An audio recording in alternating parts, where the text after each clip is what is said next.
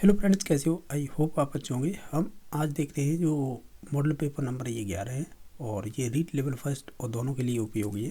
लेकिन इसमें से शुरुआती जो क्वेश्चन दे रखा है ना, कुछ अलग टाइप से है, तो इसे इग्नोर करना, ठीक है। इसलिए करना कि जो आरपीएससी सेकंड ग्रेड वाले टीचर बनते हैं ना, उनके लिए ये इस प्रकार के क्वेश्चन पूछे जाते हैं, ठीक है। तो हम 2 से स्टार्ट कर रहे हैं, ठीक है। निम्न में से पर्यायवाची शब्दों के लिए कौन सा विकल्प है जो गलत है? आप इन सभी ऑप्शनों को देखेंगे। जो फूल है ना, ये जलज है ना, ये आपके किसका है? जलज। जलज माने कमल, कमल से संबंधित है, ना कि फूल से। तो ऑप्शन नंबर इसका 4 है, वो असंगत या गलत हो जाएगा, बाकी सभी सही थे। अगर देखें, इनमें से पूछा निम्न से विसर्ग क्या है, तो वो विसर्ग होते हैं, वो संयुक्त स्वर होते हैं, ठीक है। तो ऑप्शन नंबर इसका 4 सही हो जाएगा। क्वेश्चन नंबर नेक्स्ट है 4 नंबर। वह लड़का जो कल आया था बहुत बीमार है। आश्चर्य तो वाक्य का भाग कौन सा है? देखिएगा, ये तो होगा नहीं, होगा तो जो ये है ना, ये वाला होगा, यानी जो कल आया था, ये आश्चर्य तो वाक्य हो जाएगा। तो ऑप्शन नंबर 2 सही हो जाएगा, ठीक है। नेक्स्ट देख लेते हैं कि निम्न में से संयुक्त वाक्य कौन सा होता है।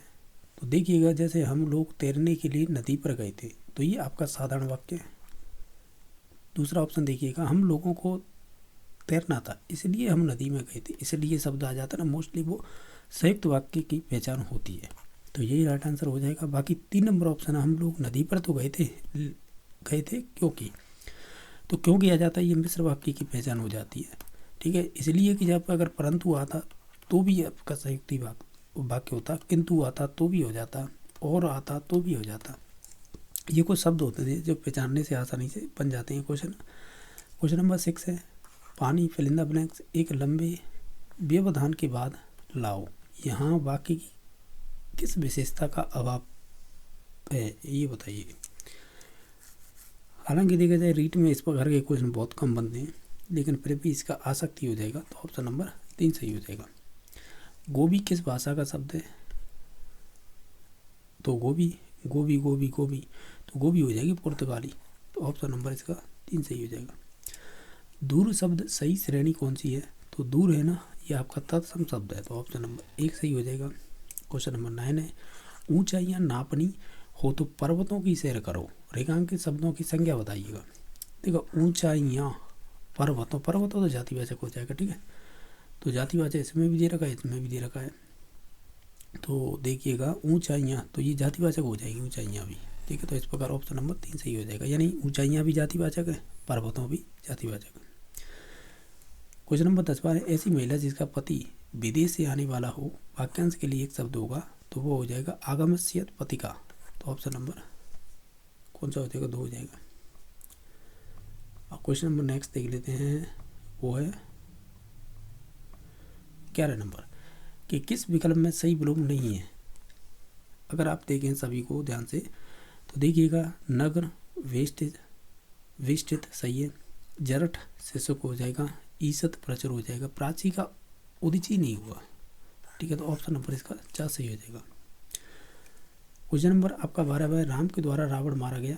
ये कहीं ना कहीं आपके जो होते हैं ना, कर्तवाच्य, कर्मवाच्य, भाववाच्य, तो उसके आधार पर ये पूछा है। तो इसका हो जाएगा कर्ता रेखांकित, इसमें रेखांकित तो पद दे ही नहीं रखा है।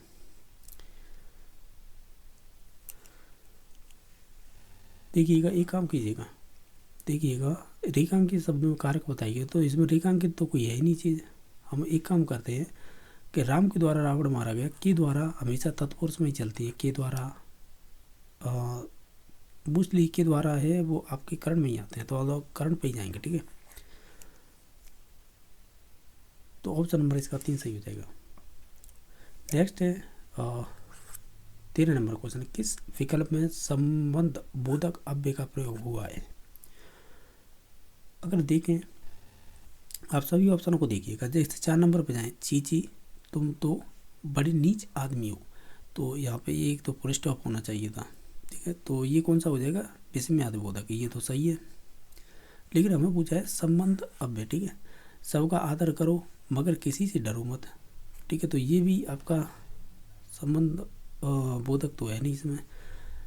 क्वेश्चन नंबर 13 का 2 नंबर ऑप्शन देखना, पार्क के चारों ओर लोग इकट्ठे हो गए थे, तो ये वाला ऑप्शन सही हो जाएगा। जैसे अभिता परिता, ये सभी देखा जाए तो हालांकि ये हम उनमें पढ़ते हैं कारक में, लेकिन फिर भी पार्क के चारों लोग इकट्ठे हो गए थे, तो ये वाला ऑप्शन है कहीं संबंध बोधक अव्यय का लग रहा है। ठीक है, बाकी मैं उनसे भली भांति परिचित हूँ, तो ये हो नहीं सकता, तो ऑप्शन नंबर हम 2 पे ही जाएंगे। क्वेश्चन नंबर 14 है, वे शाम को कार से घर पहुँचेंगे, इस वाक्य में क्रिया विशेषण का प्रयोग हुआ है। तो जो क्रिया विशेषण है तो वो शाम को कार से घर पहुँचेंगे, तो ऑप्शन नंबर इसका 1 सही हो जाएगा, यानी ये कारवाचक हो जाएगा। क्वेश्चन नंबर 15 है, किस विकल्प में सही संधि विच्छेद नहीं किया गया है? तो ये तो सही है, भूपरी का मतलब भू प्लस ऊपरी, सवर्ण दीर्घ हो जाएगी इसमें। वातायन यानी बात प्लस आयन, सवर्ण दीर्घ हो जाएगी। मंजू प्लस ऊषा, मंजूषा, इसमें भी सवर्ण दीर्घ हो जाएगी। लघु प्लस उर्मी नहीं होता है, उर्मी होता है, तो यही गलत दे रखा था, तो ऑप्शन नंबर 2 सही हो जाएगा। छात्रों को हिंदी साहित्य के इतिहास की रूपरेखा से परिचित कराना किस प्रकार का उद्देश्य होगा? तो ये ज्ञानात्मक हो जाएगा। ये कह रहा व्याकरण की किस विधि में व्यवहारिक पक्ष पर विशेष बल दिया जाता है? तो व्यवहारिक की बात हो जाएगी तो हो जाएगी भाषा संचार विधि या प्रणाली, तो ऑप्शन नंबर 2 सही हो जाएगा।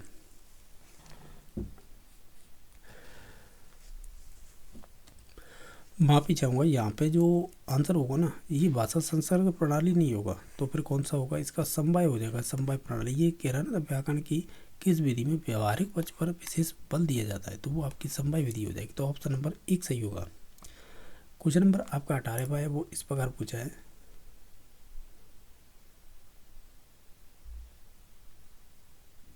ये कह रहा है कि पुस्तक सामाजिक व राजनीतिक जीवन भाग सेकंड अन्य पद्धतियों के साथ साथ निम्नलिखित में से कौन सी मूल्यांकन पद्धति का समर्थन करती है? तो ये आरपीएससी सेकंड ग्रेड में पूछा हुआ क्वेश्चन है, तो ये करेगी खुली पुस्तकों द्वारा अभ्यास हल करवाना, तो ऑप्शन नंबर 3 सही हो जाएगा। क्वेश्चन नंबर 19 है, वो इस प्रकार पूछा है कि ये कह रहा है कि आजकल इस बात पर अधिक जोर दिया जाता है कि छात्रों में विषय वस्तु को रटने की प्रवृत्ति को कम करने के लिए प्रश्नों का निर्माण किया जाए। किस प्रकार के प्रश्नों से बालकों में रटने की प्रवृत्ति को बढ़ावा मिलता है? तो वो हो जाएंगे आपके निबंधात्मक प्रश्न।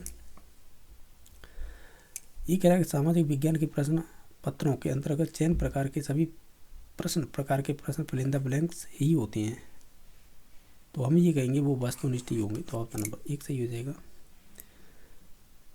इसके अलावा जो आपके नेक्स्ट क्वेश्चन हैं, जो 21 नंबर है, वो इस प्रकार पूछा है, अच्छे मूल्यांकन या मानदंड क्या होते हैं? अच्छे मूल्यांकन के एक तरह से अगर सभी ऑप्शनों को ध्यान से देखें तो हम ये कहेंगे, क्या कहेंगे? युक्ति संगत हो, तुलनीय हो और विश्वसनीय हो, तो उपरोक्त सभी इसका राइट आंसर हो जाएगा। क्वेश्चन नंबर 22 है, उसने पढ़ा, उसने खाया और उसने चीखा जैसे भाषा प्रयोग दर्शाते हैं, तो हम ओवरऑल कहें तो ये कहेंगे ये नियमों के अति सामान्यीकरण हो जाएंगे, तो ऑप्शन नंबर 4 सही हो जाएगा। भाषा की पाठ्यपुस्तक में ऐसे पाठ रखे जाएं जो कैसे हों? हम ये कहेंगे कि बच्चों के परिवेश से जुड़े हों, यानी परिवेश जो वातावरण होता है उससे।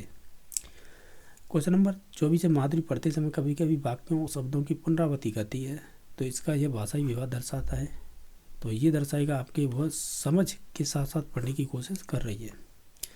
क्वेश्चन नंबर 25 है, कक्षा में मौजूद बहुभाषिता का मतलब क्या है? तो हम ये कहेंगे इसका मतलब होता है भाषा शिक्षण में एक संसाधन के रूप में प्रयुक्त कर सकती है। इसके अलावा जो 26 नंबर क्वेश्चन है वो भी देख लेते हैं। अरे यार इधर रह गया, कोई बात नहीं। ये है कि द्वितीय भाषा के रूप में हिंदी सिखाने का मुख्य उद्देश्य क्या होगा? तो ये ऑप्शन है ना, ये तो इनमें से कोई नहीं है, ठीक है, इधर आइएगा। इनमें से होगा दैनिक जीवन में हिंदी में समझने तथा बोलने की क्षमता का विकास करना। क्वेश्चन नंबर 27 पर है कि निम्नलिखित में से उच्च प्राथमिक स्तर पर भाषा शिक्षण का उद्देश्य नहीं है, तो हम ओवरऑल देखें तो हम कहें दूसरों के अनुभवों से जुड़ पाना और जो भी संदर्भ है ना चीज़ों को समझना, यानी जो भी संदर्भित चीज़ होंगी ना उन्हें, तो ऑप्शन नंबर 4 सही हो जाएगा। जो एक भाषा शिक्षण का उद्देश्य नहीं होगा, किस पर? प्राइमरी लेवल पर। क्वेश्चन नंबर आपका 28 है, सपना अपनी कक्षा के बच्चों को मौके का अभिव्यक्ति के अवसर देने के लिए अनेक क्रियाकलाप करती है। आप निम्नलिखित में से सबसे ज़्यादा प्रभावी किसे मानते हैं? तो हम मानेंगे विभिन्न परिस्थितियों में संवाद अदायगी करना। क्वेश्चन नंबर नेक्स्ट है, भाषा के सतत और व्यापक मूल्यांकन का उद्देश्य क्या होता है? तो हम ये कहेंगे बच्चों को सीखने की प्रक्रिया को समझकर उपयुक्त शिक्षण अधिगम प्रक्रिया अपनाना। तो ऑप्शन नंबर 1 सही हो जाएगा। क्वेश्चन नंबर नेक्स्ट है कि उपचारात्मक शिक्षण की सफलता मुख्यतः निर्भर करती है। तो ये संबंधित होती है समस्याओं के कारणों का सही पहचान करना। हालांकि एक चीज़ ध्यान रखना, जब भी हम समस्या या रीजनों के कारणों का पता करते हैं ना, उसके लिए तो निदानात्मक परीक्षण होता है, ठीक है। लेकिन ऑप्शन इसमें निदानात्मक का क्वेश्चन बनाया नहीं, उसने उपचारात्मक का बनाया है। तो हम इसी पर जाएंगे क्योंकि इसी का निवारण किया जाता है। यानी पहले रीजन जाने जाते हैं निदानात्मक के थ्रू, इसका उपचार किया जाता है उपचारात्मक शिक्षण के थ्रू, किसका? निदानात्मक का। तो इस प्रकार ऑप्शन नंबर 4 सही हो जाएगा। बाकी इसमें से ऑप्शन कोई थी नहीं, ठीक है। हालांकि 3 नंबर ऑप्शन भी यही था समस्याओं की पहचान पर। तो पहचान सेंटेंस पूरा नहीं हो पा रहा है, सेंटेंस तो इस 4 से ही हो रहा है, समस्या के कारणों की सही पहचान करना। तो ऑप्शन नंबर 4 सही हो जाएगा। तो इस प्रकार ये क्वेश्चन पेपर था, कुछ टिपिकल नहीं था, जिसमें हिंदी के जो ग्रामर संबंधी क्वेश्चन थे, फिर भी प्रैक्टिस करनी थी। तो वहाँ पे क्वेश्चन तो टफ भी होते हैं, सरल भी होते हैं। बाकी वीडियो देखने के लिए धन्यवाद।